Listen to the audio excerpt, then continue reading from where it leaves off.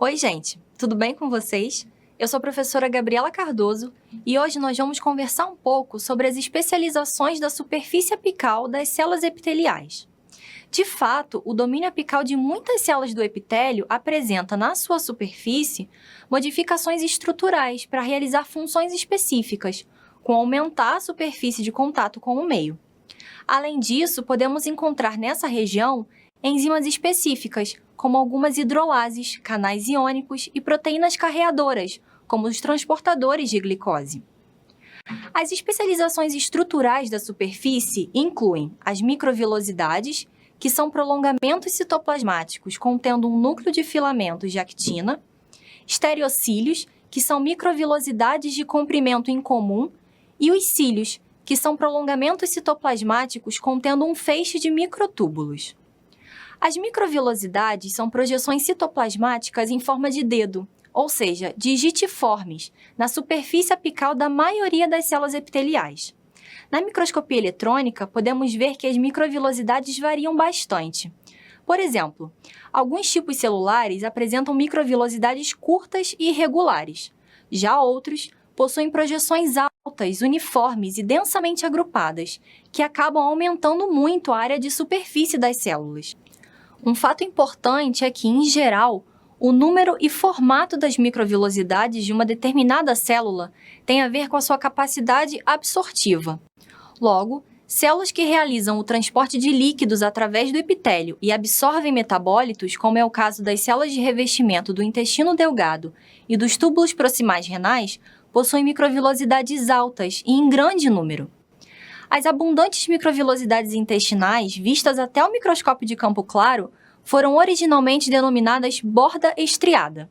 Já nos túbulos proximais, receberam o nome de borda em escova. Cada microvilosidade mede aproximadamente 1 micrômetro de comprimento e possui feixes de filamentos de actina em seu interior, que, associados a várias outras proteínas, mantêm ligações cruzadas entre si e ligações com a membrana plasmática do microvilo. Os estereocílios são microvilosidades incomumente longas, ramificadas e imóveis. Ao contrário das microvilosidades que acabamos de falar, os estereocílios não são amplamente distribuídos entre os epitélios, estando limitados ao epidídimo e às células sensoriais da orelha interna. São estruturas que aumentam a superfície celular, facilitando a absorção e o movimento intracelular de moléculas. Assim como as microvilosidades, os estereocílios são sustentados por feixes internos de actina, unidos por ligações cruzadas promovidas pela fimbrina. Os cílios são estruturas comuns da membrana apical, semelhante aos pelos e presente em quase todas as células do organismo. Eles medem de 5 a 10 micrômetros de comprimento e são envolvidos pela membrana plasmática. Contém um axonema, que é uma estrutura interna constituída por 2 microtúbulos centrais, cercados por 9 pares de microtúbulos periféricos. O axonema estende-se a partir do corpúsculo basal, que é um centro organizador de microtúbulos derivado do centríolo e fica localizado na região apical de uma célula ciliada. Várias estruturas acessórias estão associadas ao corpúsculo basal, auxiliando sua ancoragem dentro do citoplasma. Todas essas estruturas que citamos formam o aparelho ciliar da célula. E, de acordo com as características funcionais, os cílios são classificados em móveis, primários e nodais. Os cílios móveis são historicamente os mais estudados, sendo encontrados em várias células epiteliais. Tanto os cílios móveis quanto os flagelos contêm um axonema organizado em um esquema citado anteriormente, com um par de microtúbulos central rodeado por 9 pares de microtúbulos periféricos, numa organização que a gente chama de 9+2. Esses microtúbulos associam-se a proteínas motoras, que são necessárias para a geração da força para a indução da motilidade. Por conta disso, os cílios móveis são capazes de mover líquidos e partículas ao longo das superfícies epiteliais.